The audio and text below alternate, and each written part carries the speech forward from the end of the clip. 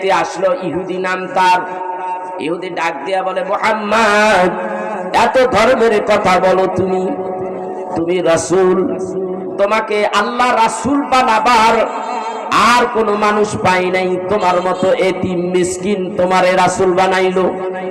তোমার টাকা নাই, পয়সা নাই, তুমি এতিম মিসকিন, মাও নাই, বাপও নাই, তোমারে আল্লাহ রাসূল বানাইলো। এত কিছু হয়ে গেল, এই রাসূল দ্বীনের দাওয়াত দিতে যাইয়া তুমি কত অপমানিত হলা, কত বেইজ্জতি হলাও। তারপরও তো আল্লাহ আল্লাহ রাসূলের সেই নাম তুমি বাদ দিতে পারো নাই। তুমি এত নির্যাতিত নিপীড়িত হচ্ছ, তথাপিও তুমি আল্লাহর কথা বলো।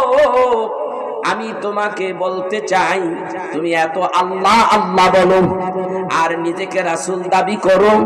তোমার কাছে আমার একটা কথা, ওই যে একটা বৃক্ষ দেখা যায়, ওই বৃক্ষটার কাছে যদি তুমি বৃক্ষটাকে ডাইকা যদি কাছে আনতে পারো, আর বৃক্ষটা যদি তোমাকে বলে যে তুমি সত্যিকারের আল্লাহর নবী, তাহলে আমি তোমার প্রতি ঈমান আনবো, তোমাকে নবী হিসাবে মেনে নেব। এটা খামখেয়ালি ব্যাপার না? কথা বল না কেন? আমারে যদি কয় হুজুর ওই পারের বাড়িটা এই পারে যদি আইনা দিতে পারেন, এইখানে যারা আছেন পুরা নরসিংদী জেলার সব মানুষ আপনার কাছে মুরিদ হয়ে যান। আমি এখানে যদি মইরাও যাই চিৎকার পারতে পারতে ওই বাড়িকে এইবারে আইব। কথা কয় না কেন? এটা আমার দ্বারা সম্ভব না কোনো ক্রমে। আর এই পারেটা ওই পারে যাবে না, যাবে? এটা সম্ভবই না, মোটেই নয়। যত বড় তুলতুলে আজম ফুলে খলিফা, কোনো কাজ হইব না। এখন এটা খামখেয়ালি আপনি আমার একটা বললেন, হুজুর যদি ওই পারের বাড়ি এই পার আনতে পারেন, গোটা নরসিংদী জেলার মানুষ মুরিদ হয়ে যাবে আপনার কাছে। এটা খামখেয়ালি ব্যাপার। এই কাফেরের গোষ্ঠী আমার রাসূলকে একটা খামখেয়ালি একটা ব্যাপার, কিন্তু ওরা জানে না যে খামখেয়ালি করতেছো তিনি যে রাসূল। রাসূল তো আর আমি না, নাউজুবিল্লাহ। আমার মতো না, মানুষের মতো না, আমি লতিফ করি না। হ্যাঁ, মাওলানা ডক্টর সৈয়দ নজরুল ইসলাম নয়, কোন আলেম নয়, এই যুগের সবচাইতে বড় টপ ক্লাসের আলেম না, হুজুর না, নবী তো নবীই। তার কাছে তুমি এই কথাগুলি তুমি বললা, দেখা যাক খামখেয়ালি করলা। রাসূল আমার কি করে? রাসূল ডাক দিয়ে বলে, এই ইহুদির বাচ্চা শোন, আমি কি বলবো, আমি কি বলবো, তুমি যাইয়া বলো ওই গাছটারে, তুমি যাইয়া বলো যে গাছটা, হে গাছ, তোমাকে আব্দুল্লাহর পোলা মুহাম্মদ সাল্লাল্লাহু আলাইহি ওয়াসাল্লাম তোমাকে ডেকেছে, তুমি যাইয়া বলো। তুমি মনে করলেন আচ্ছা এটা তো আরেকটু ভালোই হলো, যাই তো দেখি। উনি চলে গেলেন, গাছটার কাছে চলে গেল ইহুদি। মানুষকে হেদায়েতের মালিককে, জোরে বলেন হেদায়েতের মালিককে। মাইয়াহদিহিল্লাহু ফালা মুদিল্লা লাহু ওয়া মান ইউদ্লিলহু ফালা হাদিয়া লাহু। আমার আল্লাহ বলেন হেদায়েতের মালিক আমি আল্লাহ। এমন হেদায়েত আমি যারে হেদায়েত দেই কেউ তারে গোমরাহ করতে পারে না, আর যাকে আমি গোমরাহির মধ্যে রেখে দেই কোন মানুষ তারে হেদায়েত দিতে পারে না। আল্লাহ বলেন ওয়া আলাল্লাহি কাসদুস সাবিলি ওয়া বিনহাজাইরুন ওয়া লাউ শাআল হাদাকুম আজমাইন। আমার আল্লাহ বলেন হিদায়াতের মালিক আমি আল্লাহ, আমি যারা কাউরে হিদায়াত দিতে পারি না। তবে এই ইহুদির বাচ্চার কপালে হেদায়েত আছে কি নাই, আছে কি নাই? যদি হেদায়েত হলেই তো এইরকম অবস্থা হয়, হেদায়েত হলেই তো হেদায়েতওয়ালার কাছে আসে। এই ইহুদি আইসা যখন বলছে, আসছে যখন ফাইসা গেছে, ইহুদি দাইয়া বলে গাছ রে, আব্দুল্লাহর পোলা তোমাকে ডাকছে। গাছ এইবার গাছ উঠে গেছে।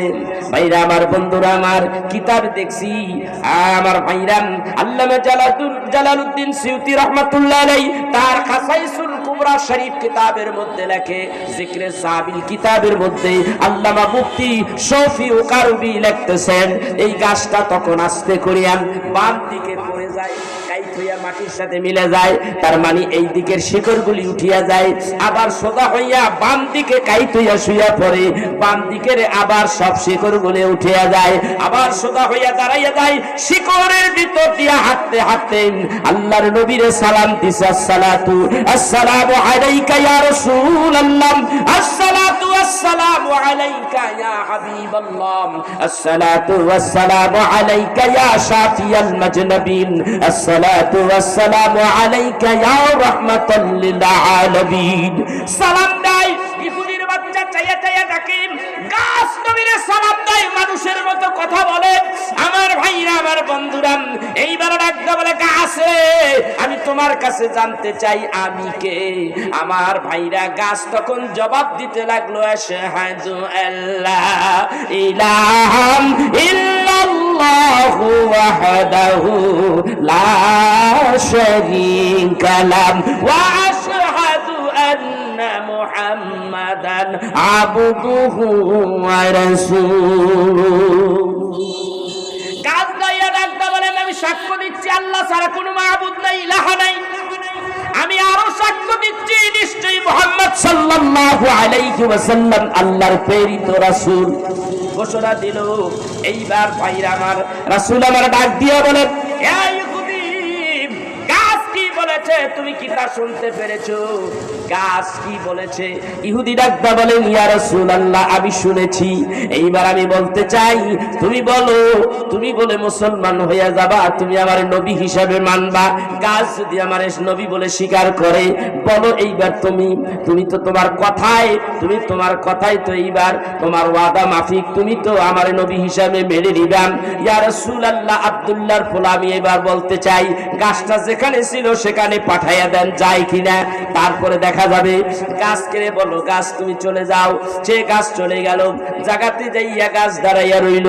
এইবার ডাকতে বলে, ইহুদি, তুমি এইবার কি করবা? তুমি তো আমার সঙ্গে ওয়াদা করেছো, তুমি আমার সঙ্গে ওয়াদা করেছো, ইয়া আইয়ুহাল্লাযীনা আমানু আউফু বিল উকুদ।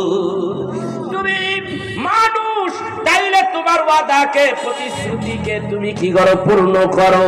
তুমি পূর্ণ করো, তুমি মুসলমান হয়ে যাও, ইমানদার হয়ে যাও। এইবার ওই লোকটা ডাক দিয়ে বলেন, ইয়া রাসূলুল্লাহ, ইয়া হাবিবাল্লাহ, আমারে পড়াইয়া দেন লা ইলাহা ইল্লাল্লাহু মুহাম্মাদুর রাসূলুল্লাহ সাল্লাল্লাহু আলাইহি ওয়াসাল্লাম। কলেমা পড়ে মুসলমান হয়ে গেল। ও বাবাজি, এই ঘটনাটা যেখানে ঘটেছে, আমি বলেছিলাম নবীজির বাড়ির থেকে এবং কাবা ঘরটাকে পশ্চিম দিকে, আমাদের দেশের মতে পশ্চিম দিকে রাখিয়া, নবীর বাড়িটা জাবালে কুবাইসের পাদদেশে, সেই কুবাইস পাহাড়ের পাদদেশে নবীর বাড়ি। একটু উত্তর দিকে আগাইয়া মদিনার পথ হাই রোড ধরিয়া একটু সামনের দিকে আগাইলে, ওই রোডটার আবার পশ্চিম দিকেই একেবারে কর্ডারের মধ্যে হাইওয়ে এবং এই ওভার ব্রিজের নিচের দিকেই ওইখানে আল্লাহ রব্বুল আলামিন আল্লাহর হাবিবরে দিয়ে এই ঘটনাটা ঘটাইছে।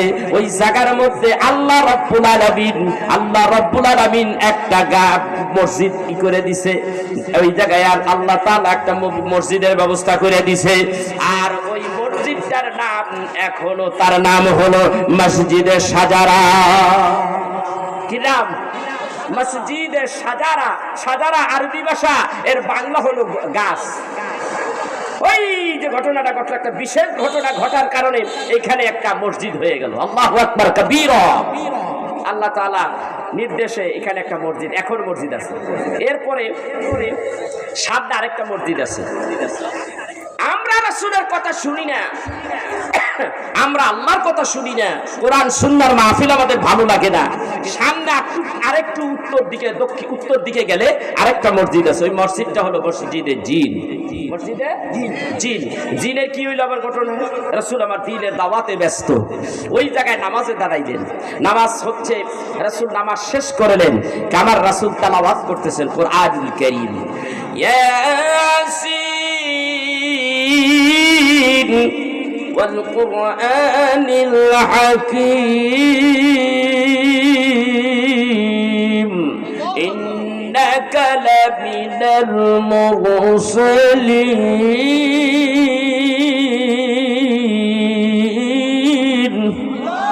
তেলাওয়াত করতেছে রাসূল আমার কাবা শরীফের একটু উত্তর দিকে, তেলাওয়াত করতেছে রাসূল আমার, একদল জিন এসে পড়ছে। রাসূলুল্লাহ সাল্লাল্লাহু আলাইহি সাল্লাম বুঝতে পেরেছেন জিন আসছে, কারণ নবী তো আমার জিনেরও নবী, ঠিক কিনা? নবী 18,000 মাখলুকাতের নবী। নবীজি জিন আসছে, নবী টের পাইছে নবী জিনেরও নবী। আল্লাহ বলেছেন ওয়ামা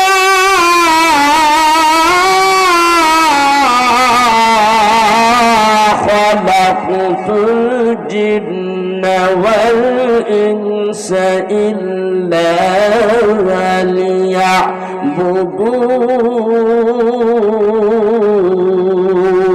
লিয়াবুদুন।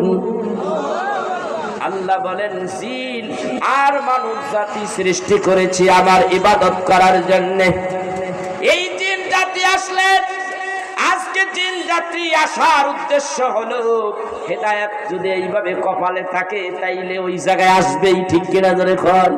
আপনার আমার কপালে এই মাহফিল যদি নসিব থাকে তাইলে এমনি এমনি আসবে, ঠিক কিনা ধরে কর? আর যদি কপালে না থাকে তাহলে ভালো কাজে অংশগ্রহণ করা তোমার কপালে নাই। তুমি দুর্ভাগা, তুমি হতভাগা।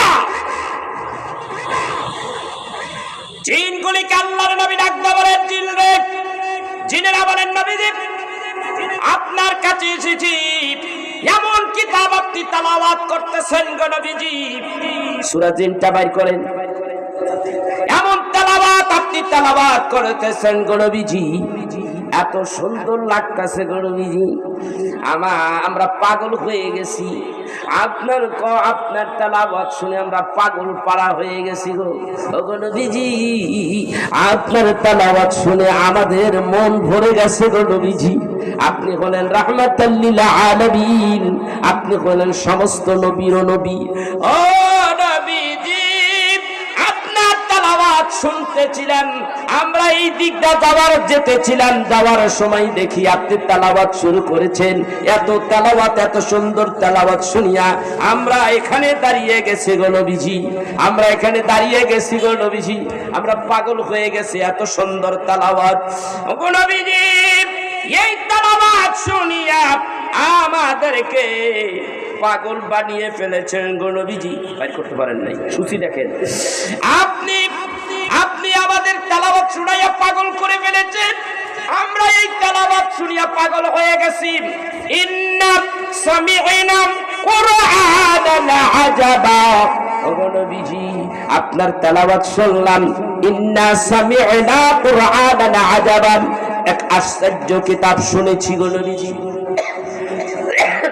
আল্লাহর নবী বলেন তাইলে তোমরা কি ইসলাম গ্রহণ করতে চাওনি?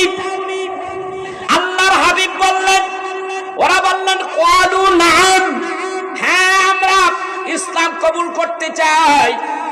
আল্লাহ তাআলার নবীর সামনে বসিয়া তেলাওয়াত করলেন, তিনরা বললেন লা ইলাহা ইল্লাল্লাহু মুহাম্মাদুর রাসূলুল্লাহ সাল্লাল্লাহু আলাইহি ওয়াসাল্লাম। ভাইরা আমার কত সুন্দরভাবে তেলাওয়াত হচ্ছে, এক একটা কায়দায়, এক একটা আচমকা ব্যাপারে, এক একটা মুজিজার ব্যাপারে। আল্লাহর হাবিবের দলে মানুষ বেরতেছে, আল্লাহর হাবিবের দলে বিরিয়া মুসলমান হইয়া প্রাথমিক অবস্থায় মুসলমানেরা দলে দলে আস্তে আস্তে বাড়তেছে, আস্তে আস্তে বাড়তেছে। কিভাবে দিন প্রচার হয়, কত কষ্ট করে। ভাইরা আমার, বন্ধুরা আমার, এই মক্কা নগরে গত মাসের 17 তারিখ আমি এসেছি। আমি দেখেছি গত মাসের সম্ভবত 11-12 তারিখে আমি যখন গেলাম, আমাকে সৌদি একজন আলেম ডাক দিয়ে বলেন, হুজুর এখানেই তো আল্লাহর হাবিব দ্বীনের দাওয়াত দিয়েছেন, এই জায়গায় যখন দ্বীনের দাওয়াত দিলেন, ওই দ্বীনের দাওয়াত কেউ গ্রহণ করে না। আবু জাহেল বাদী হয়ে গেল, রাসূলের বিরোধিতা করা শুরু করে দিল, রাসূলকে মারবে এরকম একটা অবস্থা, কিন্তু মারতে পারে না, কারণ রাসূলের গোষ্ঠী জ্ঞাতি একেবারে ছোট নয়। চিন্তা ভাবনার বিষয়, কিন্তু ইসলামের দাওয়াত, দ্বীনের দাওয়াত যখন দিতে আসে এরা মানে না, উল্টো আরো আবার কানে কানে বলে দেয়, খবরদার মুহাম্মদ রে জিনে ধরছে, ভূতে ধরছে, নাউজুবিল্লাহ, মুহাম্মদ পাগল হয়ে গেছে, নাউজুবিল্লাহ, মুহাম্মদ উল্টা পাল্টা কথা বলে। এই আমার ভাইরা, আমার বন্ধুরা, আমার রাসূল যখন দ্বীনের দাওয়াত দেয়, বিভিন্ন সময় মানুষেরা মক্কা নগরে এসে জমা হয়, মক্কার কাবা বাইতুল্লাহরে তোয়াফ করে, কাবা বাইতুল্লাহর কিনারে আসে। এই জায়গায় যখন আসে আল্লাহর হাবিব দলে দলে মানুষগুলি পাইরে ওই দলের কাছে যাইয়া দ্বীনের দাওয়াত দেয়। আস্তে আস্তে মদিনার থেকে খাজরাজ গোত্রের একটা দল আসলো, ওদের কথাগুলি ভালো লেগে গেল, আমার নবীর কথাগুলি ভালো লেগে গেল, আর কারো কথা, নবীর কথা আর কোনো গোত্রের ভালো লাগলো না, এই গোত্রের লোকদেরকে ভালো লেগে গেল। ইয়া রাসূলুল্লাহ, ইয়া হাবিবাল্লাহ, দেরি করবেন না, আমাদের বাড়ি হলো মদিনায়, এই দেশে এসেছি তিজারত করার জন্য, ব্যবসা বাণিজ্য করার জন্য, কারণ এই আরব দেশ, এই মক্কা নগর ব্যবসা বাণিজ্যের জন্য একটা উপযুক্ত জায়গা, এখানে আমরা এসেছি। নবী গো, আপনার কথা শুনি আমরা খুশি হয়ে গেছি, আমরা তাওরাত কিতাবে শুনেছি, ইনজিল কিতাবে শুনেছি, জাবুর কিতাবে শুনেছি, আখিরি জামানায় এমন একজন নবী আসবে যারে দেখলে দোজখের আগুন হারাম হয়ে যাবে, যারে দেখলে যেই মানুষটার উম্মত যদি কেউ হতে পারে ওই মানুষটা জান্নাতবাসী হয়ে যাবে। ওগো নবীজি, আজকে আপনার কথার মধ্যে আমরা ওই তাওরাত কিতাব, ইনজিল কিতাবের ইবারতের সঙ্গে মিল পাইলাম, আপনি এই সত্যিকারের আখিরে জামানার শেষ পয়গম্বর। আর দেরি করবেন না, পরায়াদাল্লাহ ইলাহা ইল্লাল্লাহু মুহাম্মাদুর রাসূলুল্লাহ সাল্লাল্লাহু আলাইহি ওয়াসাল্লাম। তারা কলেমা পড়লো, ধীরে ধীরে দাওয়াত বাড়তে লাগলো, দাওয়াত লোকের সংখ্যা বাড়তে লাগলো। এইবার দেখেন, হেদায়েত দেয় কে? চেষ্টা করে কে? আমার রাসূল। চেষ্টা করে কে? আমার নবী। কেমনে চেষ্টা করে? আর যার হেদায়েত কপালে থাকে সে আইসাই ধরা দেয়, একটা না একটা উসিলায়। ওমরের কাছে যাই, আল্লাহর নবী, বুখারী হাদিসে আসছে, নবীজি আমার কাবা বাইতুল্লাহর কিনারে হাত তুলিয়ে দোয়া করে, আল্লাহ তুমি আবু জাহেল্লা নাইলে ওমর, এই দুইজনের যে কোনো একজনকে তুমি আমার ইসলামের ভিতরে ঢুকাইয়া দাও, আমার ইসলামের দলের পাওয়ার শক্তি বাড়িয়ে যাও। সুবহানাল্লাহ বলেন। রাসূলুল্লাহ সাল্লাল্লাহু আলাইহি সাল্লাম যে দোয়াটা করলেন, এই দোয়া তো আল্লাহ ফিরিয়ে দিতে পারে না। আল্লাহ তাবারক ওয়া তাআলা ওমরের বেলা দোয়া কবুল হয়ে গেছে।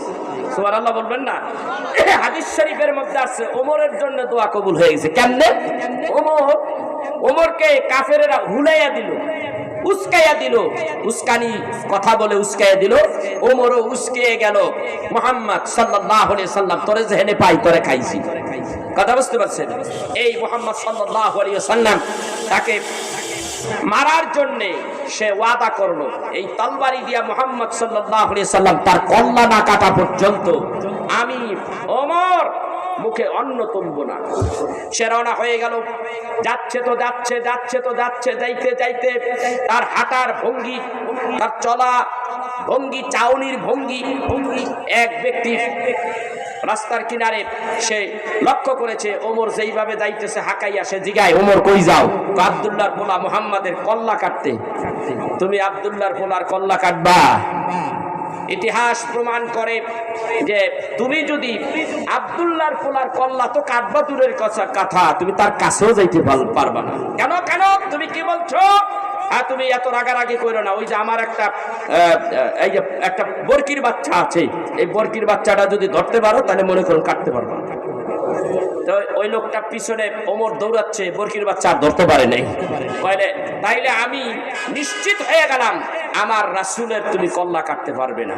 তবে তোমাকে আমি একটা কথা বলি, তুমি রাসূলকে অপমান করার আগে তুমি তোমার বাড়িতে, তোমার বোনের বাড়িতে যাও, যেখানে বিবাহ দিয়েছো তোমার বোনকে, তারা স্বামী স্ত্রী দুইজনে ইসলাম গ্রহণ করেছে। আজকে আগে ওখানে যাও, ওখানে যাইয়া আগে দেখো তাদের বিচারটা আগে করো। ওমরের শরীরে আগুন ধরে গেল। ওমর যাচ্ছে, এইবার যাচ্ছে তো যাচ্ছে, যাইয়া যাইয়া একেবারে বোনের বাড়ির ঘরের সামনে দাঁড়াইছে, দাঁড়াইয়া শুনতেছে যে দুই বোন দুইজনে স্বামী স্ত্রী দুইজনে তেলাওয়াত করতেছে। তখন তেলাওয়াত করতেছিল সূরা তাহা। কি তেলাওয়াত করতেছিল? সূরা তাহা। এই সূরা তাহা তেলাওয়াত করতেছিল। ওমর একটা ধাক্কা মেরে দরজা ভেঙে ভিতরে ঢুকে গেছে। তোমরা ওমরকে দেখে তারা এই কোরআনুল কারীমের কিছু অংশ, তখন এই কোরআনটা পুরা এক জায়গায় হয় নাই, কিছু পাণ্ডুলিপি তারা পিছনে লুকিয়ে ফেললো। এই কি লুকাইলা, কি লুকাইলা, এতক্ষণ কি তেলাওয়াত করতেছিলা? বলে না, এটা তোমার শোনা যাবে না। বোন জবাব দিচ্ছে, এটা তোমার তুমি শুনতে পারবা না, কারণ তুমি নাপাক। অমনি বোন, যিনি বোনের জামাই, তাকে বলতেছে, তার নাম আবু সাঈদ। আবু সাঈদ, তুমি কি তেলাওয়াত করতেছিলে? এখন তেলাওয়াত করো, আমি শুনতে চাই, কি তেলাওয়াত করতেছে? বোন জবাব দেয়, আমার স্বামী কি তেলাওয়াত করতেছে, আমি কি তেলাওয়াত করতেছি, এর কৈফিয়ত তোমাকে দিতে চাই না। বলে দিতে হবে। আমি জানি তোমরা মুসলমান হয়ে গেছো, আব্দুল্লাহর পোলা মুহাম্মদ সাল্লাল্লাহু আলাইহি ওয়াসাল্লাম, তার হাতে হাত রেখে তোমরা কলেমা পড়ে মুসলমান হয়ে গেছো। আমি শুনেছি আজকের খেসারত তোমাকে দিতে হবে। তলবারির ঘাড়া দিয়ে মারতে শুরু করলো। এক পর্যায়ে তলবারিতে আঘাত করতে করতে তার বোনের জামাই স্বামীকে, আবু সাঈদকে, শরীরকে রক্তাক্ত করে ফেলেছে। এবার বোন ডাক দিয়া বলতেছে, তুমি আমার স্বামীর গায়ে আর একটা আঁচড় দিবা না, তাইলে কিন্তু অবস্থা খারাপ হয়ে যাবে। অনেক লম্বা কথা, তর্ক বিতর্ক চলছে তো চলছে। এক পর্যায়ে হযরতে ওমর, তার চিন্তা হলো যে এত মারা মারলাম, এইভাবে রক্ত ঝরাইলাম, তারপরও তারা বলতেছে না, কি তেলাওয়াত করতেছে। এবং তারা যে মুসলমান হয়েছে, তারা তো তাদের কাজে তারা অটুট, তারা সেখানে ঠিক এক চুল পরিমাণ এদিক সেদিক হচ্ছে না। তখন তিনি আওয়াজ নরম করে নম্র আওয়াজে বলতেছে, তুমি কি তেলাওয়াত করেছো, আমাকে একটু শোনাও। ভাই আমার, তুমি আমার তেলাওয়াত যদি শুনতে চাও, তাহলে তোমার পবিত্রতা অর্জন করতে হবে, গোসল করতে হবে। গোসল করে আল্লাহর হাবিবের হাতে হাত রেখে কলেমা পড়বাও, কলেমা পড়ে পবিত্র হয়ে আসবাম, তারপরেই আমি তোমাকে তেলাওয়াত শুনাইয়া দেব আমি কি তেলাওয়াত করতেছি। ভাইরা আমার, বন্ধুরা আমার, এক পর্যায়ে ওমরের অনেক অনুরোধের পরে বোন একটুখানি কোরআনুল কারীম তেলাওয়াত শুনাইয়া দিলেন। তেলাওয়াত যখন শুনাইয়া দিলেন, হযরতে ওমরের ভেতরটা যেন কেমন হয়ে গেল। ওমর ডাক দিয়া বলেন, তেলাওয়াত করতেছে, এই তেলাওয়াত আরবি ভাষায় কোরআন নাজিল হলো। আমার দেশটাও ভাষা হলো আরবি ভাষা, আরব দেশে আমিও তো আরবি জানি, আমিও আরবি বলি, আমার বোনও আরবি বলে, কিন্তু সেই কিতাব থেকে তেলাওয়াত করে, এইটাও আরবি ভাষা। এত সুন্দর ছন্দে ছন্দে লেখা, এত সুন্দর ছন্দে ছন্দে কোরআন তেলাওয়াত করতেছে, এইটা আমার মনে হয় এই দুনিয়ার কোন মানুষের বানানো এই কিতাব নয়। এই কিতাব কোন মানুষের বানানো নয়। এই জন্য কাফেরের গোষ্ঠীরা হযরতে রাসূল আরবি সাল্লাল্লাহু আলাইহি সাল্লামকে চ্যালেঞ্জ করলেন, এ মুহাম্মদ, তুমি যেইভাবে ছন্দ আকারে কোরআন তেলাওয়াত করো, এইরকম তেলাওয়াত আমরাও করি, আমাদের একটু সময় দাও। তাদেরকে সময় দেওয়া হলো। সময় দেওয়ার পরে আবার কাবা শরীফে এক জায়গায় হলো, এক জায়গায় হইয়া বড় বড় সাহিত্যিকেরা, বড় বড় আরবি সাহিত্যিকেরা বলেন, আমরা তো পারলাম না, ইল্লা আ'তাইনাকাল কাউসার লাইসা হাদা কালামুল বাশার। এই কিতাব কোন মানুষের রচিত কিতাব নয়, অবশ্যই এই কিতাব আল্লাহর বাণী, ঐশী বাণী, আল্লাহর তরফ থেকে এই কিতাব এসেছে। এই কথাই তো তারা জবাব দিয়ে দিল। ওমর ডাক দিয়া বলে, আমি দেখতে পাচ্ছি আজকে তার বাস্তব প্রমাণ, এই কথাগুলি দুনিয়াবি কোনো কথা নয়, এই কথাগুলি অদৃশ্যের কথা, এই কথাগুলি অবশ্যই মুহাম্মাদের খোদার কথা, অবশ্যই কত সুন্দর সুন্দর কথা, অবশ্যই এইটা এমন একজন ব্যক্তি যিনি এই তামাম জাহানের সৃষ্টিকর্তা। মন নরম হয়ে গেছে। পাষণ্ড হৃদয় গলে গেছে। কিসের কারণে? কথা কয় না। কোরআনের ঝাঁকুনি খাইছে, কোরআনের ঝাঁকুনি খাইছে। যেই ওমর হুঙ্কার মারলে আল্লাহর জমিন থরথর করে কাঁপতো, কাফেরের গোষ্ঠীরা পায়খানা প্রস্রাব দোনোটা হুমানে বাইরে দিত। আজকের সেই ওমর পাথরের হৃদয় গলে গেছে। ওমর আজকে ঠান্ডা হয়ে গেছে এই কোরআনের ঝাঁকুনিতে।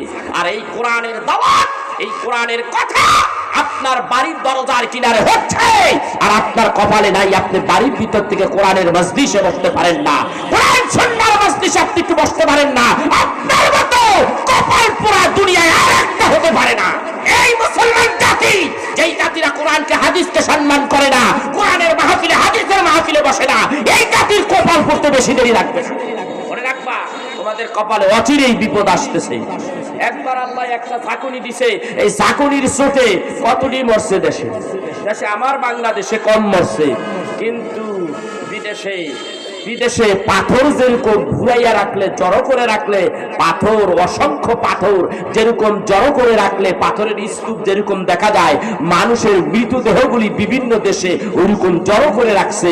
মানুষ আর মানুষ মরে গেছে। আল্লাহ কয় কাফের মুশরিকের উপর দিয়ে উঠাইছি, তাদেরকে একটু দেখাইয়া দিলাম। কিন্তু তারপরও আমরা এই করোনা ভাইরাস যখন আসছে তখন আমরা আতঙ্কিত হয়েছি। আর করোনা ভাইরাস যখন গেছে, সারা বিশ্বের মানুষগুলি, দানবগুলি, এরা দানবের মতো মানুষের সাথে ব্যবহার করতেছে। ঠিক না ঠিক? মানুষ দানব হয়ে গেছে। ভাইরা আমার, অপেক্ষা করেন, আবারও আসতেছি। হযরতে ওমর, আমি কথা দীর্ঘায়ু বেশি করব না, দেখি কথাটুকু কতটুকু যায়। হযরতে ওমর বাড়ির থেকে বের হলো, সে মুহাম্মদ সাল্লাল্লাহু আলাইহি ওয়াসাল্লাম তাকে খুঁজতেছে, কোথায় আছে। নবীজিকে খুঁজতে খুঁজতে বহুদূর যাচ্ছে, তো যাচ্ছে, যাইয়া দেখে দূর থেকে মুহাম্মদ সাল্লাল্লাহু আলাইহি ওয়াসাল্লাম আল্লাহর হাবিবকে দেখতে পাচ্ছে। ওই যে এই দিকটা আল্লাহর হাবিব দাঁড়িয়ে আছে। মুসলমানদের মধ্যে, সাহাবীদের মধ্যে থেকে একজন বলতেছে, ইয়া রাসূলুল্লাহ, পাশেই তো আরহামের বাড়ি, আপনি আরহামের বাড়িতে ঢুকে পড়েন, এখানে লুকাইয়া যাও, কারণ ওমর আসতেছে নাঙ্গা তলোয়ারি নিয়ে, আপনার কল্লা কেটে ফেলবে।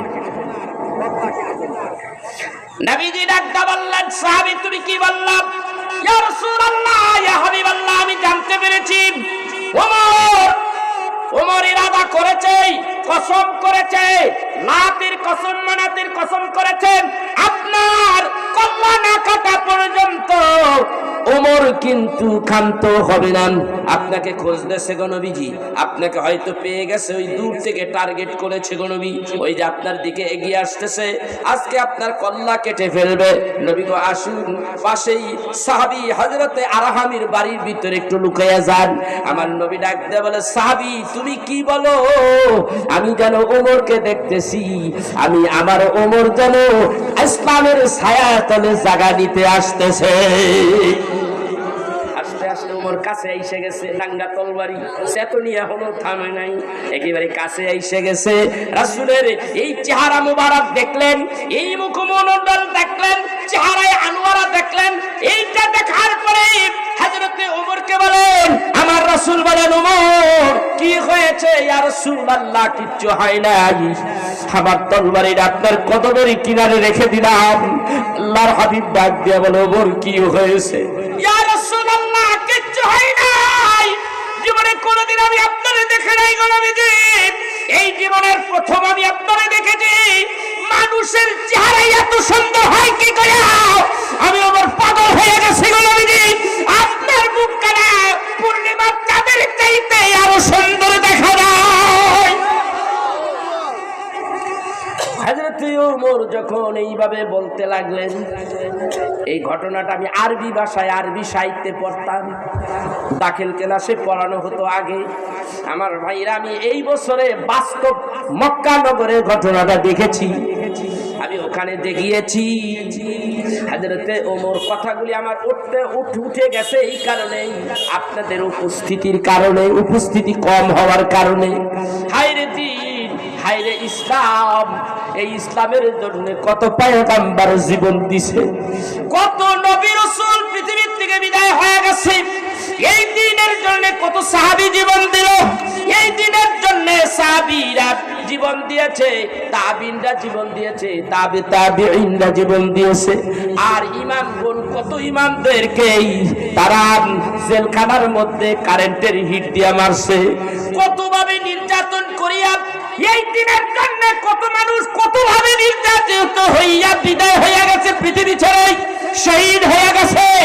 শহীদ যদি হয় এই দুনিয়ার থেকে তারা নির্মম ভাবে অত্যাচারিত হইয়া তারা শহীদ হয়ে গেছে, কিন্তু দুনিয়ার কুকুরেরা জানোয়ারেরা তাদের শহীদ করে দিয়েছে।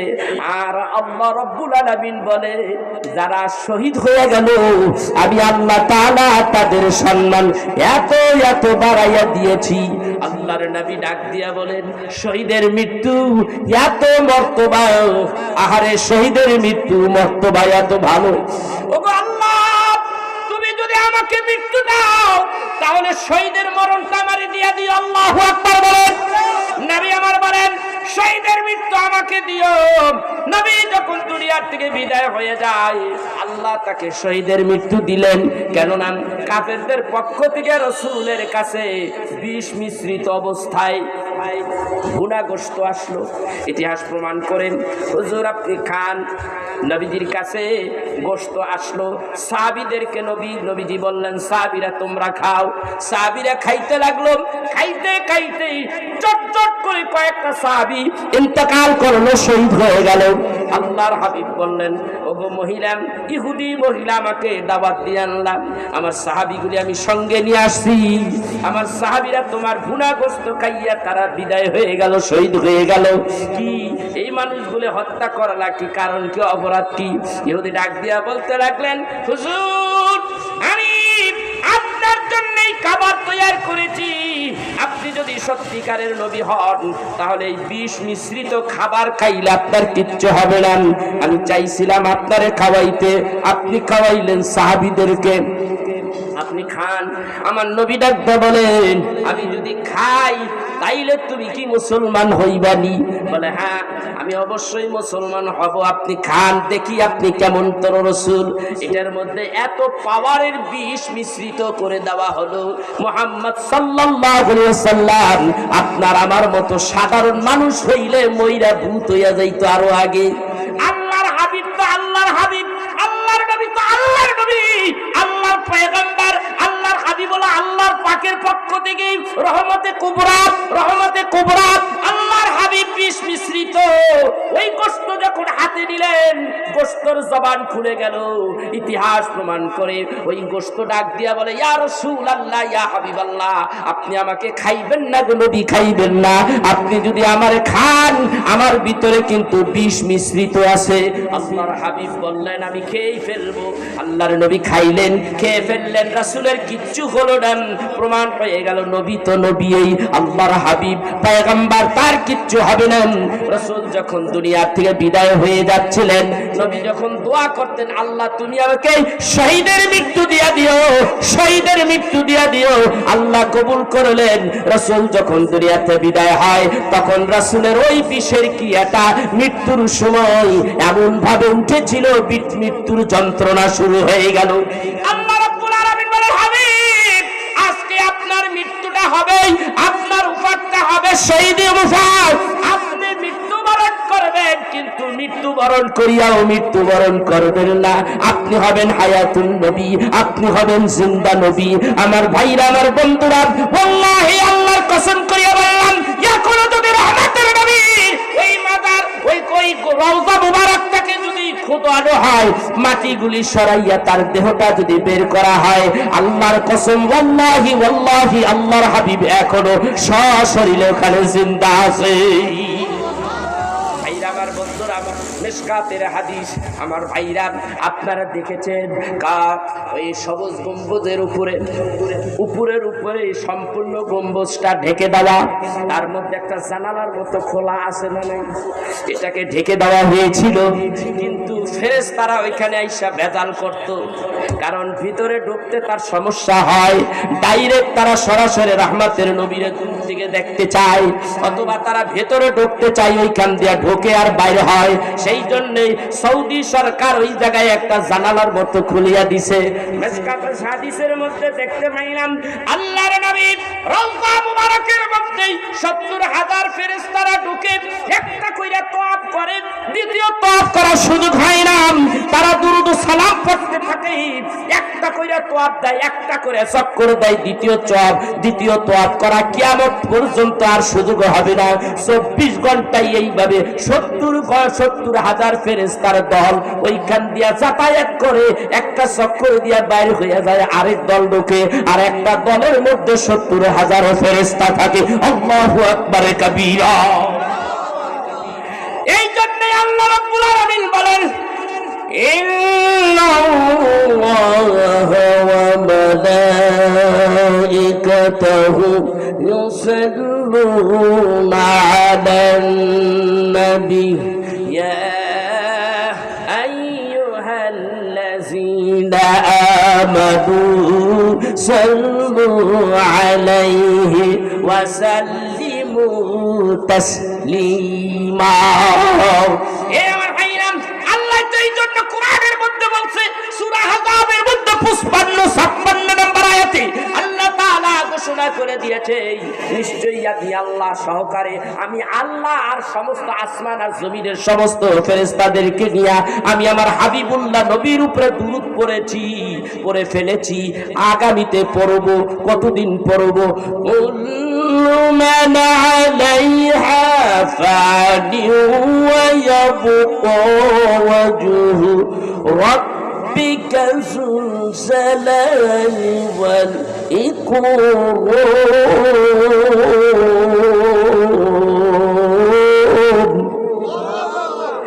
فبأي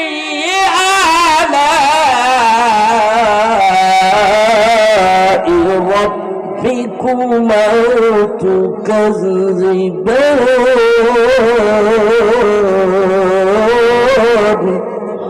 আল্লাহ ডাকবে, কই এই দুনিয়া থাকবে না, আসমান নাই, জমিন নাই, পাহাড় নাই, পর্বত নাই, সব ধ্বংস হয়ে যাবে। সেই দিন আমি আল্লাহ থাকবো আর আমার জবানে আমার হাবিবের জিকির থাকবে আল্লাহু আকবার কাবীরা। এই জন্যই তো আল্লাহ তাআলা বলেন আমার হাবিবের প্রতি দুরূদ শরীফ পড়েছি, পড়িতে থাকবো। দুনিয়া যেই দিন থাকবে না তখন আমার জবানে আল্লাহর হাবিবের জিকির থাকবে, দুরূদ সালাম থাকবে। এই আমার ভাইরা, সেই জন্যই আমি বলবো ওই মক্কা নগরে, ওই মদিনা নগরে, মদিনার মধ্যে ৭০,০০০ ফেরেশতারা দুরূদ শরীফ পড়ে, একটা চক্করের বেশি ২টা চক্কর দিতে পারে না। ওই নবীজি রাহমাতের নবী, হায়াতুন নবী, জিন্দা নবী দেখেই ফেরেশতারা আসা যাওয়া করে। আল্লাহু আকবার বলেন। আমার বন্ধুরা আমার, তাইলে নবী আমার হায়াতুন নবী, জিন্দা নবী। এইবার আসেন হযরতে ওমরের কথাটা আমি বলতেছিলাম। হযরতে ওমর সামনের দিকে আগাইয়া রাসূলের কাছে আসলেন। নবী যখন জিজ্ঞাসা করে, কি রে ওমর, কি হয়েছে? ওমর ডাক দিয়া বলে, তাফসীরের কিতাবে লেখে, ওমর ডাকটা বলে, ইয়া রাসূলুল্লাহ, কিচ্ছু না গো নবীজি, কিচ্ছু না। ওগো নবীজি, আমি এই তলবারিখানা আমি আপনার কদমের কিনারে রেখে দিলাম। নবী আমার নবীর পায়ের নিচে তলবারি রেখে দিলেন আর ঘোষণা করে দিলেন, আশহাদু আল্লা ইলাহা ইল্লাল্লাহু ওয়াহদাহু লা শারীকা লাহু ওয়া আশহাদু আন্না মুহাম্মাদান আবদুহু ওয়া রাসূলুহু। আমার ভাইরা, আমার বন্ধুরা, এটা হলো আমার সাক্ষী। কার সাক্ষী? আপনার সাক্ষী, আমার সাক্ষী, ওমরের সাক্ষী, সাহাবায়ে আজমাইন সমস্ত সাহাবীদের সাক্ষী। আমি সাক্ষ্য দিলাম। আপনি যখন সাক্ষী দিতে যাবেন তখন এই জায়গায় বলতে হবে আশহাদু আল্লা ইলাহা। হযরত ওমর বললেন, আমি সাক্ষ্য দিলাম। কেন সাক্ষ্য দিলেন? সাক্ষ্য দেওয়ার কতগুলি কারণ আছে। ১ নম্বর কারণ হলো, মানুষ কি এমনই হয়, আসলে তো আমার নবী মানুষ নয়, তোমার আমার মতো মানুষ নয়। এই জন্যই তুমি নবীজিকে মানুষের মতো দেখো নাই, তবে তুমি কুফরি হালাতে তুমি দেখেছো, মানুষের মতো ভেবেছো। তুমি বলেছো, আহারে মানুষ কি এমন হয় যার মুখের মধ্যে এত নূর আর নূর চমকাইতেছে, এমন ব্যক্তি কি, এমন একটা মানুষ কি এমন হতে পারে? এমন ব্যক্তির চেহারা এমন হইতে পারে না। কোন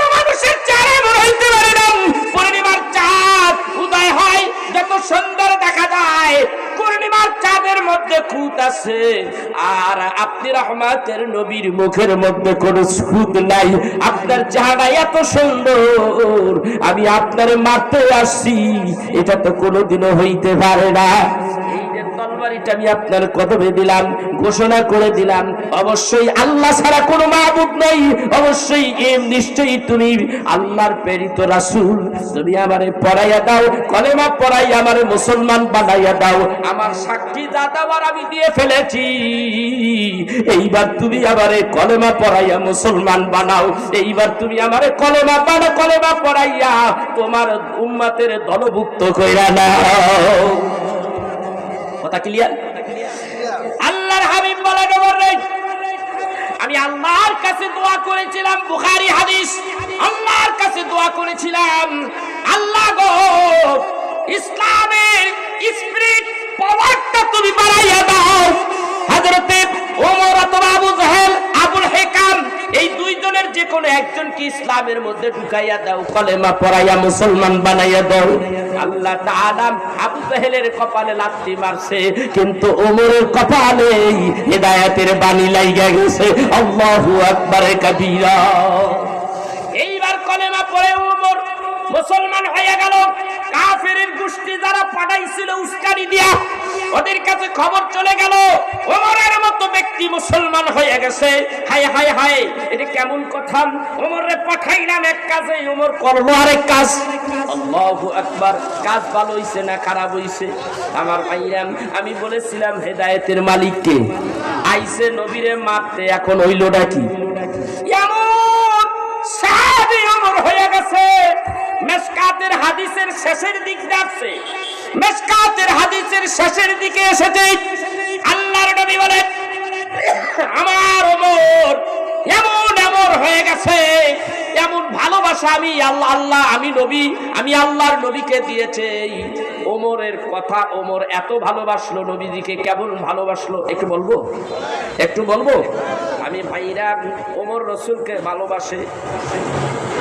ওমরের বাপ খাত্তাব আমার রাসূলকে গালি দিয়া বসলো।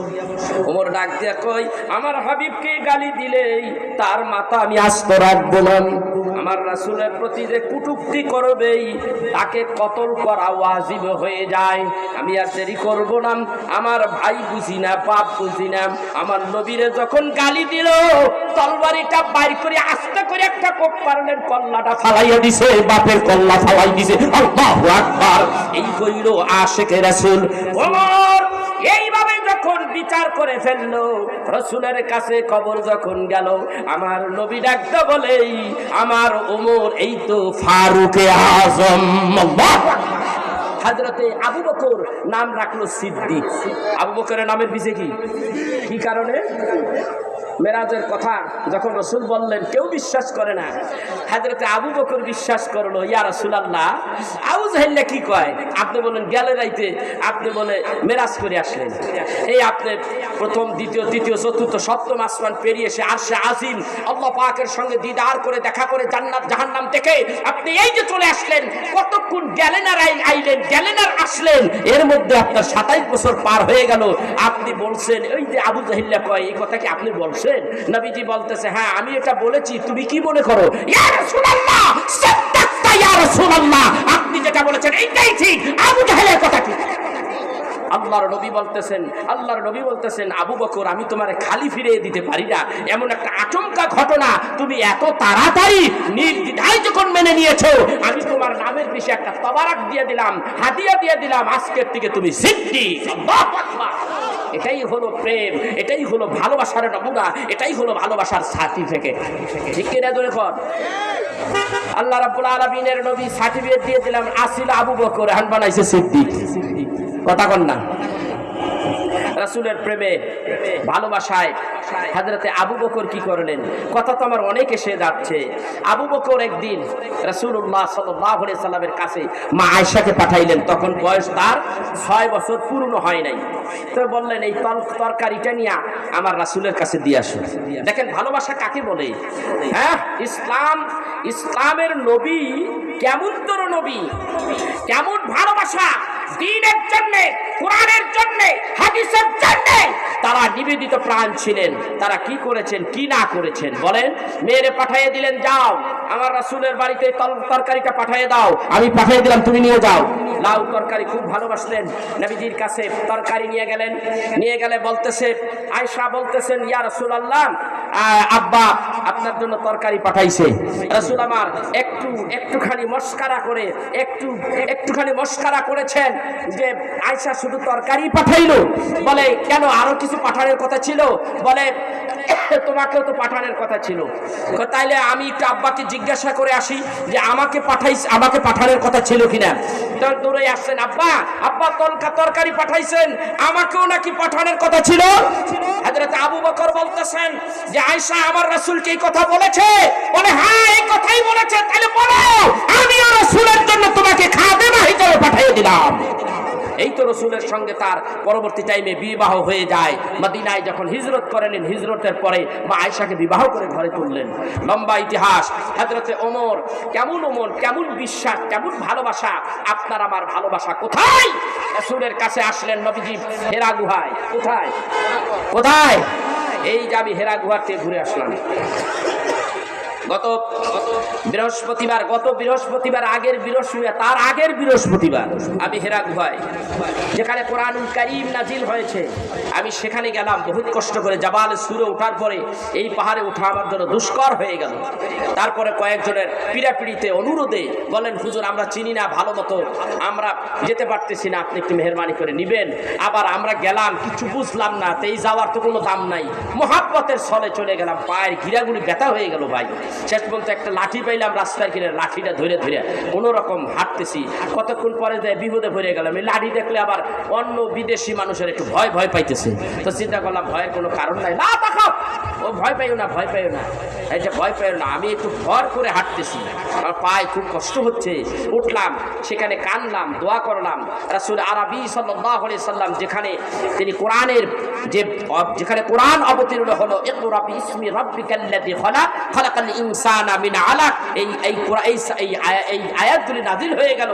সেইখানে দেখলাম মানুষের অজস্র ভিড়, মহিলাদেরও ভিড়, পাকিস্তানিরা খুব ভিড় করতেছে। তো তারপরে লাইনে দাঁড়াই আজকে কইছে আজকে নামাজ না পড়ি আর যাবো না, কপালে যা আছে। ইনশাআল্লাহ 2 রাকাত নামাজ পড়তে সক্ষম হয়েছি।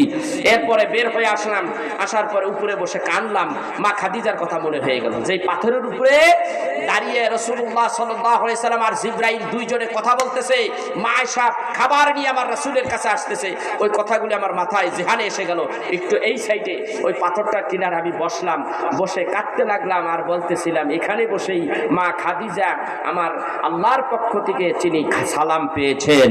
মা খাদিজা আসতেছে, জিবরাইল কথা বলতেছে আমার রাসূলের সাথে। জিবরাইল বলে, ইয়া রাসূলুল্লাহ এখন আর কথা বলবো না হুজুর, সুযোগ পাইলে আপনার সাথে তো আমি খালি কথা বলতেই মনে চায়, কিন্তু সুযোগ শেষ হয়ে গেছে। কেন রে জিবরাইল? বলতেছে, ইয়া রাসূলুল্লাহ মা খাদিজা আসতেছে আপনার জন্য খাবার নিয়ে। বুখারী শরীফের হাদিসে এসেছে, মা খাদিজা আসতেছে, আমি আর থাকতে পারবো না। রাসূল বললেন যে হযরত জিবরাইল বললেন, ইয়া রাসূলুল্লাহ আমি আসছিলাম যে কারণে সে কথা তো আমি ভুলে গেছি। ইয়া রাসূলুল্লাহ আপনি শুনুন, আমার আল্লাহ আমাকে পাঠিয়েছে, মা খাদিজারে আল্লাহ স্বয়ং সালাম দিছে। আচ্ছা, খাদিজারে সালাম দেওয়ার দরকারটা কি আমারে বলেন? খাদিজারে সালাম দেওয়ার দরকারটা কি বলেন? রাসূলের প্রেম ভক্তি ভালোবাসা দেখিলাম, আল্লাহ খুশি হয়ে গেছে। আমার নবীকে এই বৃদ্ধ বয়সে এমন সেবা দিতে লাগলো। আমার ভাইরা সেই জাবালে কুবাইসের পাদদেশে ঘর, প্রায় পায়ে হেঁটে আসলে প্রায় 7-8 কিলো পর্যন্ত হেঁটে আসতে হয়। পাহাড়িয়া গিরিপথ। খাবার বানাইছে, খাবার তৈরি করেছি। আমি আমার হাবিবুল্লাহ নবীকে রেখে আমি কেমন করে খাই? আমার হাবিবুল্লাহ নবীকে রেখে আমি কেমন করে খাই? আমি খেতে পারি না। এখনই সব কিছু গাট্টি গুট্টি কই না, রওনা হয়ে গেছে। আমার হাবিব রে, আমার স্বামীর আমি খাওয়াবার পরে আমি খাবো, না হয় আমি খাবো না। তিনি চলে গেলেন। একেবারে হাঁটতে এই বৃদ্ধ মহিলার, সম্মানিত মহিলা উঠতে জাবালে নূরে উঠে গেলেন। আমার রাসূল ওই সময় জিবরাইলকে নিয়ে কথা বলে। আল্লাহর হাবিব বলেন, হাবিব গো, আল্লাহর হাবিবকে জিবরাইল বলেন, ইয়া রাসূলুল্লাহ, ওই যে মা খাদিজারে আল্লাহ সালাম দিয়ে দিছে, এই সালামের কথা বলার জন্যই আমি জিবরাইল আজকে এসেছি। ও নবী, আল্লাহ রাব্বুল আলামিন খাদিজার সালাম দিয়েছে, আমিও সালাম দিলাম, খাদিজার কাছে আমার সালাম পৌঁছাইয়া দিয়েন গো নবীজি। কারণ কি কারণ কি কারণ কি? ওই খাবার নিয়ে কষ্ট করে আসে, উপরে যখন ওঠে বৃদ্ধ মানুষ, এই পায়ের সঙ্গে হাঁটুর সঙ্গে গুতা লাগে। আপনারা পাহাড় দেখেছেন কিনা? ওই পাথরগুলি দেখেন কি অবস্থা, উঠতে উঠতে মাজা ব্যথা হয়ে যায়, গিরা ব্যথা হয়ে যায়, হাঁটু ব্যথা হয়ে যায়। এইভাবে উঠতে উঠতে বৃদ্ধ মানুষ ওইখানে আসতেছে। আল্লাহর দুনিয়ায় কেউ দেখে নাই, আল্লাহ রাব্বুল আলামিন দেখতে বাকি নাই। এত কষ্ট আমার হাবিবের জন্য যেই মহিলা করতেছে, আমি আল্লাহ রাব্বুল আলামিন এই মহিলাটার সালাম দিয়া না দিয়া ক্ষান্ত হব না। হাবিব গো, আমি খাদিজার সালাম দিয়েছি, খাদিজারে আপনি জানাইয়া দিলেন। হযরতে রাসূল আরবি সাল্লাল্লাহু আলাইহি সাল্লাম হযরতে মা খাদিজারে দেখলেন, দেখিয়ে বলে, খাদিজা আসো, ওয়েলকাম ওয়েলকাম, আহলান সাহলান, আসো আসো। খাদিজা এসে গেলেন। এবার বলে, খাদিজা রে, তোমার জন্য একটা সুসংবাদ আছে। ইয়া রাসূলুল্লাহ, ইয়া হাবিবাল্লাহ, কি সুসংবাদ? বলে, আল্লাহ খুশি হয়ে গেছে তোমার উপরে। আল্লাহ খুশি হয় নাই, আল্লাহ খুশি হইয়া তোমারে সালাম দিয়ে দিছে। খাদিজার কাছে দাঁড়াইয়া গেছে। কেমন প্রেম, কেমন ভালোবাসা! আমার নবীর ভালোবাসায়, আমার হাবিবের ভালোবাসায় খাদিজা সালাম পায়। আল্লাহর হাবিবের কাছে দাঁড়াইয়া হযরত মা খাদিজা কান্দে কান্দে কান্দে। মা খাদিজারে আল্লাহর হাবিব জিজ্ঞাসা করে, এ খাদিজা, এত বড় একটা সুসংবাদ তোমারে দিলাম, এই সুসংবাদ শোনার পরে তুমি কাঁদতেছো, কি হয়েছে রে খাদিজা? ইয়া রাসূলুল্লাহ, ইয়া হাবিবাল্লাহ, আপনি বুঝেন না, আপনি কি জানেন না, মানুষ বেশি খুশি হইয়া গেলে কান্দে দেয় গো নবীজি। আল্লাহ রাব্বুল আলামিন আমার মতো একটা মহিলার সালাম দিয়েছে, এত খুশি আমি কোথায় রাখবো গো নবীজি? গো নবীজি, আমার দ্বারা আল্লাহ কি এমন পাইলেন? বলে, তুমি আমাকে ভালোবাসো, তুমি যে আল্লাহর বন্ধুরে ভালোবাসো, এই সব আল্লাহ তোমার সালাম দিয়ে দিছে। এ আমার ভাইরা, কোরআন সুন্নাহর আলোচনাকে যারা ভালোবাসে, আল্লাহর নবীর দুরূদ মিলাদকে যারা ভালোবাসে, আল্লাহ তাদেরকে সালাম দেয়, আল্লাহ তাদেরকে ভালোবাসে। ১৫০০ বছর আগে আপনার সালাম আল্লাহ দিছে, নবীও দিয়া দিছে। আল্লাহু আকবার বলবেন না? ওইদিকে আমি যাব না, অনেক লম্বা কথা, হাদিস দিয়া বলতে গেলে অনেক লম্বা কথা, রাত্র অনেক হয়ে যাবে। আগামীকালকে আমার পাবনাতে যেতে হবে, পাবনায় প্রোগ্রাম করতে হবে। আমি অসুস্থ রোগী মানুষ, এই জন্যে ভাইরা মান অনেক আলোচনা করে ফেলেছি, তারপর আমার বাকি কথাগুলি আমি কমপ্লিট করে দিচ্ছি। এইবার হযরতে মা খাদিজা সালাম পাইলেন। আবার মা খাদিজা থাকা অবস্থায় যখন নবী আমার নবুয়ত পাইলেন, গারে হেরায় জাবালে নূর কোরআনের পাহাড়ে আসলেন, নবীজি আসলেন। আয়েশা খাদিজারে ডাকবা, বলে, খাদিজা রে, একটু আগে আমার কাছে ওহী এসেছে, আমার কাছে ওহীর জ্ঞান। আল্লাহ রাব্বুল আলামিন আদমরে যেই দিন বানাইছে তার চাইতে ১৪,০০০ বছর আগে আমারে আল্লাহ আমার ভিতরে নবুয়ত দিয়া দিছে। কিন্তু আজকে ৪০ বছর পূর্ণ হওয়ায় আনুষ্ঠানিকভাবে ঘোষণা দিয়ে দিয়েছে, মানুষের মধ্যে জানাইয়া দেওয়ার জন্য ঘোষণা দিয়ে দিয়েছে, আমি নবুয়ত পাইছি। তুমি বিশ্বাস করনি? তুমি আগে বলো লা ইলাহা ইল্লাল্লাহ মুহাম্মাদুর রাসূলুল্লাহ সাল্লাল্লাহু আলাইহি সাল্লাম। মা খাদিজা একটু চিন্তা করলেন না, সঙ্গে সঙ্গে তিনি বলে দিলেন, আপনি যা বলেছেন এইটাই সত্য, আপনার কথাটাই সত্য। আমি পড়ে নিলাম, লা ইলাহা ইল্লাল্লাহু মুহাম্মাদুর রাসূলুল্লাহ সাল্লাল্লাহু আলাইহি ওয়াসাল্লাম। আমার ভাইরা, আমার বন্ধুরা, হযরতে আবু বকরের কাছে গেলেন, কিন্তু মা খাদিজাতে কলেমা গ্রহণ করলেন। আপনি যে কত নম্বর স্বামী আপনার বউ জানে কি জানে না? কথা কয় না। আপনি যদি যায় কোন বউরে বউ, একটু আগে আমারে সৌদি আরব সারা বিশ্বের বড় আলেম যিনি, তুলতুলে আজম ফুলফুলে বরকতি, উনি আমার খেলাফত দিছে, তুমি এই মুহূর্তে আমার কাছে মুড়ি দিয়ে যাও। বউ কি মুড়ি দইব? কথা কন না, কথা কয় না। তুমি কোথাতে আইসাও? তোমার আমি চিনি না, তুমি কত নম্বর জামাই আমার, ঠিক কিনা ধরে কর। আর বেয়াদব মার্কার মহিলা হইলে কইব কি, তোরে মুরামু দইরা, এই তুই কি কস? তোরে মুরামু, তুই আমার কাছে হিসাব হইতে আসিস আমারে মুরিদ বানাইতে? তুই যে কত নম্বর স্বামী আমি তোরে চিনি না? তুই তো আর হারামজাদা লুচ্চা, কথা কন না খায়া। তুই রাইতে কি করস আমি জানি না, কথা। এইরকম অনেক কথা বলতে পারে স্বামীর অভিযোগ, স্ত্রীর অভিযোগ থাকতে পারে স্বামীর প্রতি, যে তুমি কি ধরনের পিসা বইছ মিয়া, তোমারে কেমনে এই বড় হুজুর তোমারে খেলাফতটা দিল, কথা কয় না। কিন্তু আমার রাসূলের ভেতরের বাহিরের সব খবর মা খাদিজা জানে কি জানে না। আল্লাহর নবী বলেছেন, আমি পয়গাম্বার, আমার ভেতরের খবর গোপন রাখো, আর বাহিরে যেইগুলি আছে চাকচিক্য এই কথাগুলি মানুষের কাছে, জাতির কাছে তুলে ধরো। ব্যাপারটা কি এরকম? রাসূল বলেছে, আমার ভেতরে আর বাহিরে যা কিছু আছে সবটাই জাতির সামনে তুলে দেখো। এই হলো আমার রাসূল, আল্লাহু আকবার, এই হলো ইসলাম। আপনি তো ইসলাম চিনলেন না, কি চিনলেন? আপনি চিনলেন একটা মোবাইল, আপনার পুঁজি হলো একটা মোবাইল। আপনার পুঁজি কি? আপনার পুঁজি হলো একটা মোবাইল। বেয়াদব, কোরআন হাদিস রেখে তুমি মোবাইল নিয়ে ব্যস্ত আছো। তোমার মতো বেয়াদবের ইসলামের টাকা নাই, তোমার মতো বেয়াদবের ইসলাম চাই না। তোমাকে তুমি আমার বড় হুজুর দোয়া করে রব্বানা জালামনা আনফুসানা, তোমার মতো বেয়াদবের দরকার নাই। তুমি কি মনে করেছো ইসলাম? কি তুমি মনে করেছো একেবারেই পানির মতো সোজা? হ্যাঁ, ইসলামের মধ্যে একটু গ্রিজ দিয়ে দিলাম, একটু মোবিল দিয়ে দিলাম, তারপরে পিছলা হয়ে গেল, যেমন মনে হেমনে ঢুকাইলাম হেমনে ঢুকে গেল গা। তুমি ওই ইসলাম মনে করছো? তোমার ওই ইসলামের উপরে, তোমার ওই ইসলাম ঘাড়াইবো ভালো করে, ঠ্যাং ভাঙ্গা লাগবো ফিরে গিয়া। কবে ভাঙবো জানো? তুমি চোখটা বন্ধ করবা, তোমার ওই জায়গা মতো নিয়ে তোমার ফিল্টারেশন করবে। তোমার ঠ্যাং, তোমার পা, তোমার হাড্ডি গুড্ডি, রাসূল বলেন হাড্ডি গুড্ডি চুরমার করে দাও হবে। আমি মৌলানা কথা কইলে তোমার বিরক্ত লাগে, আমি মৌলানা কথা কইলে তোমার অস্বস্তি লাগে, আমি কথা বললে হুজুর এত বড় বড় কথা বলে, আমার একটা কথা বানানো নয়, সব নবীর কথা। তোমার জানা নাই, আমি জানাই দিলাম।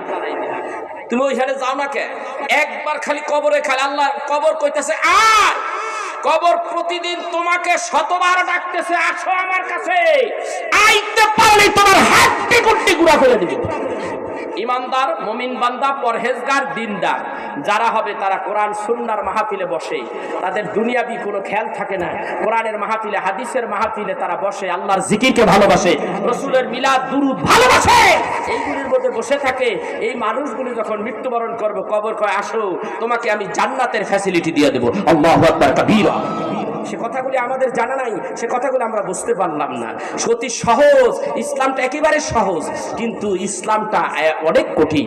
কঠিন তো বানাইছি আমরা। কারা বানাইছে? আমরা বানাইছি। কথা বুঝতে পেরেছে? ফরজের বালাই নাই, নফল ফরজের বালাই নাই, ওয়াজিবের বালাই নাই। হুজুর কয় হ্যাঁ যে দল লিন কইলো, জল লিন কইলো, হুজুর কোনটা ঠিক? আপনি একটু কর, কারণ আমি কি করবো কম দিবি তুই কি কইছিস? কয় আমি দল লিন কইছি। তুই ঠিক আছিস। আর তুই কি কইছিস? আমি জল লিন কইছি। আমরা ফিডানি শুরু করছি। তুই কি কইছিস? কারণ দল লিনের মধ্যে নাই, জল লিনের মধ্যে নাই, আমি নামাজই পড়ি না। আছে না এরকম জাতি এখনো আছে, এরকম দামরা যাইতা ফাড়া যাইতা মানুষ এখনো দুনিয়ায় আছে। আপনি জিজ্ঞাসা করেন, এমন লোকও আছে এখনো আলহামদুলিল্লাহ সূরা পড়তে পারে। আছে না নাই? স্পষ্ট প্রমাণ। আমি প্রমাণ ছাড়া কথা বলি না। আমার একটা বন্ধু আছে, আমার খুব ভালোবাসে। এক সময়, আজকের থেকে 9-10 বছর আগে, তো ভাই আপনি একটু আসবেন কি? আমি আসবো না, আজকে জুমাবার, তুমি মসজিদের দিকে আসো। তুমি যদি আমার ভালোবাসো তো জুমার নামাজের দিকে আমি যাচ্ছি, আসো। ঠিক আছে, আমি হুজুর এক্ষুনি আসতেছে। আমরা হাইটা যাচ্ছি। তো আমার বলতেছে, হুজুর আল্লাহি আল্লাহর কসম করে বলতেছি, আমার বলতেছে আমার চাইতেও মনে হয় এক আতলাম না, এই বডি একেবারে টল ফিগার, উষা লম্বা, আমার মনে একটা টিভিটা মেরিয়া লাইতাম। তা আমার কইতেছে, হুজুর নামাজ তো পড়বো, আগে কি করতে হবে? আগে 4 রাকাত সুন্নত পড়তে হবে। যদি পারোস আগে 2 রাকাত নামাজ পড়িস। তো হুজুর কেমনে পড়তে হবে? আমাকে সূরা ফাতিহা দিয়ে একটা সূরা মিলাবি। কথা তো সূরা ফাতিহাটা কি? আমি আলহামদুলিল্লাহ সূরা এটা পারোস না? হয়টা পারি, আপনি একটু শুনেন আগে। আমাকে শুনতাছি। চিন্তা করছে মসজিদে যাইতে আর বেশি বড় জোরে 2 থেকে 1.5 মিনিট লাগবে। হ্যাঁ আমার সূরা ফাতিহা হুনায় বুঝতে পারছেন আপনি? মগার ঘরের মগার কামটা দেখছেন? আমিও কইতাছি কাছে শোনা তুই দেখি আমি এরকম একটা এমন একটা ড্রামের মধ্যে আছেটা কি আমি আগে দেখতে লই ড্রামের মধ্যে আছেটা কি। পরে আমি কইতাছি তুই কয় আলহামদুলিল্লাহি রাব্বিল আলামিন আলহামদুলিল্লাহি রাব্বিল আলামিন আর রহমানির রহিম গায়রিল মাগদুবি আলাইহিম ওয়াদ দাল্লিন। এই কলি কি এরকম একটা ড্রামের মধ্যে তো এই কথা হুজুর হয় নাই। আচ্ছা ঠিক আছে আবার কই তুই কো আবার। মসজিদের বারিন্দার কাছে কিন্তু আয় বলছি আলহামদুলিল্লাহি রাব্বিল আলামিন আর রহমানির রহিম গায়রিল মাগদুবি আলাইহিম ওয়াদ দাল্লিন। আমার যে মেজাজটা যে গরম হইতেছে ভাই, এইদিকে টাইমও হয়ে গেছে। আমার আবার একটা অভ্যাস আছে 2 রাকাত নামাজ পড়বো আগে, তারপরে সুন্নতটা পরে পড়ি। তো আমি তো অল্লিগে বিপদে পড়ে গেলাম গা। পরে খালি চিন্তা করলাম একটা মানুষের বুঝাইলে শোনাইলে শিখাইলে লাভ আছে, ধৈর্য ধরিয়া রয়েছি আর কি। তো ভিতরে হারে লই এই গেছি, আমি কই তুই এক কাজ করিস, এখনো তো তোর আমি আর সব শিখাইতে পারবো না, তা তুই একটা কাম করিস, ওই হুজুরের পিছে নামাজ পড়বি, কোনো কথা নাই, তুই খালি উঠবি আর রুকু দিবি আর সেজদা মারবি, যা আছে আর সেজদার মধ্যে দেখাবি সুবহানাল্লাহ সুবহানাল্লাহ আলহামদুলিল্লাহ আলহামদুলিল্লাহ, এডি কইছি। আল্লাহ তোর নামাজ কবুল করে নিব আপাতত। বাইরে আমার এই গত বছর মিরপুরে একটা প্রোগ্রাম করতেছেন, আমারে দিছে ফোন দিয়ে আর ভাই তাহাজ্জুদ নামাজ পড়ে কেমনে দেখছস তুই কারবারটা, তাহাজ্জুদ কি করবি, তোর কি ওই নামাজ ঠিক হইছে? কয় হ্যাঁ মোটামুটি ঠিক হইছে, তাহাজ্জুদটা একটু পড়তে চাই। আমি তোর ভিতরে ঈমান দিছে আল্লাহ রে, যে নামাজ পড়িয়া এখন আবার তাহাজ্জুদ পড়তে চাস, তাহাজ্জুদের নামাজ কেমনে নিয়ত আগে জিগেছে, নিয়তটা কেমনে করতে হয়? আমি নিয়ত টিয়ত কিছু লাগবো না, তোর এখন নিয়ত শিখাইতে গেলে আমার 12টা বাজবো আর তোরও 12:30 বাজবো। তোর নিয়ত আমি মোবাইলে এখন শিখাইতাম না, তুই এক কাজ করিস, খালি এই কবি যে আমি 2 রাকাত সুন্নত নামাজের নিয়ত করলাম, অথবা তুই কইস আমি তাহাজ্জুদের নিয়ত করলাম, আল্লাহু আকবার, আল্লাহ তোর এইটাই হল। বাকিটা কেমনে হুজুর আমি নফল নামাজ পড়সনি? হ্যাঁ পড়ি, তাই ওইভাবেই পড়িস। তোরে যদি এখন আমি কুদরতি ভাবে একটু ভালো মতন আরো কিছু একটু গুছাইয়ে গাছাই দিতে চাই, তা তোর তুই মূলটা হারাবি। অতএব এইভাবে কর। এইগুলি শিখাইতে আবার অনেক সময় লাগছে। এমন দামরা যাইতা মানুষ এখনো দুনিয়ায় আছে, বডিটা কেমন দেখছে, এর ভিতরে খালি পায়খানা, ড্রামের ভিতরে খালি পায়খানা, আল্লাহর কালামের কিছু নেই। অথচ আমার মাদ্রাসা এই হুজুর আমার সাথে ছিল, এইবার মাদ্রাসায় আমি প্রতিযোগিতা মাধ্যমে যখন প্রাইজ দিতেছিলাম, আমার একটা ছাত্র ক্লাস 3 ছাত্র 40টা হাদিস মুখস্থ, ঠিক কিনা? উনি নিজে শুনছে, আমি নিজে ওখানে ছিলাম, আন্তর্জাতিক কারি সাহেবদের দিয়ে এবং বড় একজন আলেম দিয়ে আমি এইগুলি বিতরণ করেছি, প্রাইজ দিয়েছি। এই 40টা হাদিস পারে, আর এইরকম ডিব্বা এতটুকু জর্দার ডিব্বা, আর এইটা হলো ড্রাম, তেলের ড্রাম, ভিতরে খালি পায়খানা। এই ভিতরে পায়খানার ভিতর থেকে একটা সূরা ভালো মতন হয় না। হ্যাঁ আমার হুনায় আলহামদুলিল্লাহ রাব্বিল আলামিন মালিক ইয়াউমিদ্দিন গায়রিল মাগদুবি আলাইহিম ওয়াদ দাল্লিন। এই হলো ড্রামের অবস্থা, এই হলো মুসলমানের জাতের অবস্থা। এই মুসলমান, তোমার জন্য সব কিছুর সময় হলো, আল্লাহর কালাম অন্তত 10টা সূরা পড়ার কি সময় হলো না? কিয়ামতের দিন আল্লাহ যদি জিজ্ঞাসা করে, তাহলে তুমি কি জবাব দিবে? আমাকে এটা একটু বলো তো দেখি, কি জবাব দিবেন বলেন? কোরআনের মাহফিলে আপনি আমাকে জিজ্ঞাসা করতে পারেন, হুজুর আমরা তো এগুলি পারি না, আপনি এইভাবে একটু ওয়াজ করেন। আমার জন্য ওয়াজিব সেই ওয়াজ শোনানো, আমি ওয়াজ করতে রাজি। আপনি তো জিজ্ঞাসা করেন না, আপনি বলেন না, এই জন্য আমরা যা পারি, যেভাবে পারি, যতটুকু পারি সেভাবে ওয়াজ করে যাই। আপনি আমরা জিজ্ঞাসা করেন, হুজুর আমরা এটা বুঝি না, এটা বুঝি না, আমাদের একটু বুঝিয়ে দেন। আমি 100% আমি আপনাদের বোঝানোর চেষ্টা করবো ইনশাআল্লাহ। আপনি আমরা জিজ্ঞাসা করেন, আমি রেডি, আমি প্রস্তুত। আমাকে আনতে হইলে আপনার 20,000, 40,000, 50,000 টাকা দিতে হবে না। কিয়ামতের দিন আল্লাহর দরবারে দাঁড়িয়ে বলবো, আল্লাহ ইসলামের দাওয়াত দিয়েছি, কন্ট্যাক্ট করি নাই, বুকে হাত দিয়ে বলতে পারবে। আর এই যুগের যেই মোল্লারা আছে, কন্ট্যাক্ট করে আসছে, কন্ট্যাক্ট ছাড়া আসে না।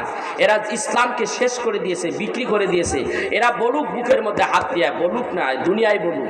কিয়ামতের দিন আল্লাহ রাব্বুল আলামিন এদের জিহ্বাটা টান দিয়া, ওয়াল্লাহি আল্লাহর কসম করে বললাম, রাসূল আমার বলেন, এদের জিহ্বাটা টান দা বাইর করিয়া আগুনের কেচিটা কাটবে। কথা বুঝতে পেরেছেন? কোন কিতাবে, কোন হাদিসে, কোন তাফসিরে আছে যে আল্লাহর রাসূল, পয়গম্বরেরা, সাহাবীরা তারা খেদমত করে, দ্বীনের খেদমত করে, কন্টাক্ট করে টাকা নিয়েছে? একটা দলিল যদি দিতে পারো, তাহলে জীবনে কোনোদিন আর ওয়াজ করব না। কই পাইছো সেইগুলো? ফাইজলামি পাইছো মিয়া। কিন্তু আপনি আমাকে আনবেন, আমাকে জিজ্ঞাসা করবেন, হুজুর এই বিষয়ে একটু বললেন, আপনি এই বিষয়ে বলেন, 10টা বিষয় আমারে ধরবেন। বলবেন হুজুর এই 10টা বিষয় যদি আমরা একটু একটু করে জানতে পারি তাহলে ইসলামটাকে আমরা একটু বুঝতে পারবো। আমি প্রস্তুত বলতে, কিন্তু আপনি তো বলেন না, আপনার তো শিক্ষার বালাই নাই। আপনি তো যতটুকু পারেন এই ইসলামের কথা যতটুকু পারেন শেখার থেকে আপনি একটু দূরে সরে থাকতে পারলেই বাঁচি। আল্লাহ রে, হুজুরের সামনে জানি না পড়ি। আপনি তো এই তওবা আগেই করে নিয়েছেন, হুজুরের সামনে জানি না পড়তে হয়। কথা বুঝতে পেরেছেন? সেই জন্য ভাইরা আমি আপনাদেরকে বলবো, ইসলাম এমনি এমনি আসে নাই, বহু কষ্টের বিনিময় আসছে। এখানে আমি কথা রাখলাম, এখান থেকে যে কথাগুলি আমার ঘন্টার পর ঘন্টা চলতেই থাকবে, কথা শেষ হবে না। আমি যা দেখে আসছি, কোরআন হাদিস যা মিলাইতে পারছি, বাস্তব তা দেখেছি। কথা বুঝতে পেরেছেন? আল্লাহ যদি বাঁচায়, একদিন রাসূল আরবি সাল্লাল্লাহু আলাইহি ওয়াসাল্লাম কেঁদেছেন ইসলামের জন্য। কোথায় কোথায়? বদরের ময়দানে। পৃথিবীতে একটা পাথরই, একটা পাহাড়ই দেখলাম, যেই পাহাড়টা বালুর পাহাড়, যেই পাহাড়টা বালুর পাহাড় এখনো বালুর স্তূপ হয়ে গেছে, মানুষ পারাচ্ছে, বালু গড়াইয়া রাস্তায় আসে না। আশ্চর্য হয়ে গেলাম। সেখানে দাঁড়িয়ে রাসূল কেঁদেছেন, ওখানে দাঁড়িয়ে 1000 ফেরেশতারা ওখানে নামছে। আমি ওইখানে মানুষ দেখি, ইন্দোনেশিয়ার মুসলমান মেয়েরা পুরুষেরা গড়াইতেছে। আমি চিন্তা করলাম, মুসলমান গড়াইতেছে, আমি একটু শরীরে লাগাই। জামা তো গাই দিছি, খুব দামি জামা, এটারে মিকলে গুড়ান শুরু করলাম। এখান থেকে কিছু বালু লইলাম, বালু লইয়া বোতলের মধ্যে বইয়া আমি নিয়ে আইছি। থাক, এটা মোহাব্বতের সাথে নিয়ে আসছি, ভালো লাগছে। ইসলামটাকে ভালোবাসতে শিখুন, ইসলামকে ভালোবাসুন, আপনার ধর্মকে ভালোবাসতে শিখুন। মোবাইলটা একটু কম টিপেন, মোবাইলটা ছাইড়া দিয়া আল্লাহর পথে, রাসূলের মতে চলে আসুন। ওলিদের সাথে আসুন, ওলিদের তাওয়াজ্জু নেন, ফায়েজ নেন, ওলিদের সোহবতে থাকেন, দ্বীনকে জানুন, তরিকাকে জানুন, তা না হলে জানতে পারবেন না। আসেন আমরা সেই রাসূলকে একটু সালাম দেই। ইয়া নবী সালাম আলাইকা, ইয়া রাসূল সালাম আলাইকা, ইয়া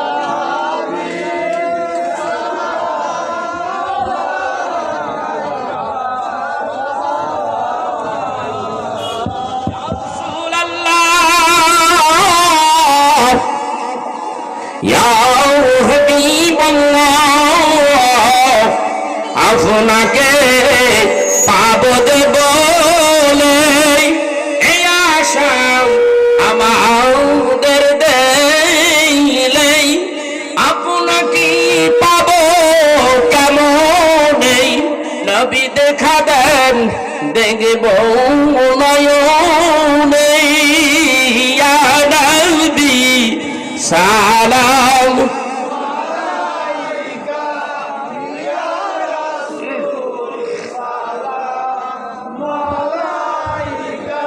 يا حبيب سلام عليك صلوات الله يا رسول الله يا حبيب الله মরণে হইব একা, কবরে থাকিব একা, হাসরে উঠিব একা, আমরা পাই যেন নবী গো আপনার দেখা, ইয়া নবী সালাম আয়া রাসূল সালাম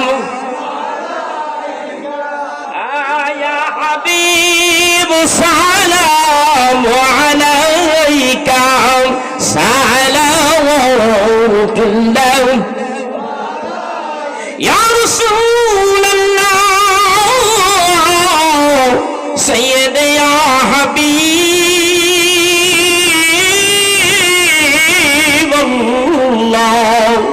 আপনি মদিনার রওজা পাক হইতে সব কিছুই পারেন দেখিতে, মোদের লাশ কবর দিলে নবী রাখিবেন আপনার দয়ার কুলে, ইয়া নবী সালাম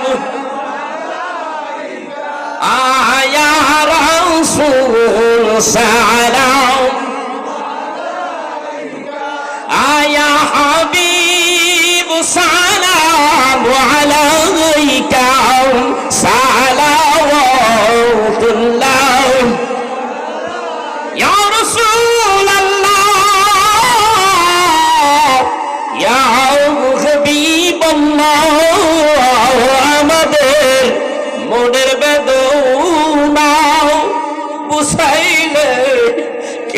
বুঝে না, শুনাইলে কেহু শোনে না, শোনের গো শাহে মদিনা ইয়া নবী সালাম ইয়া রাসূল সালাম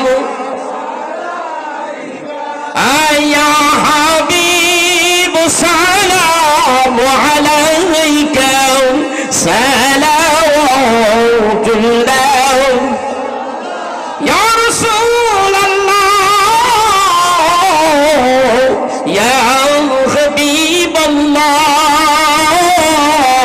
ওয়াসকুরনি আপনার প্রেমেতে দন্ত সব ভাঙলেন নিজ হাতে, জুব্বা তাই করে দিলেন দান, আপনি তো মোদের জানের জান ইয়া নবী সালাম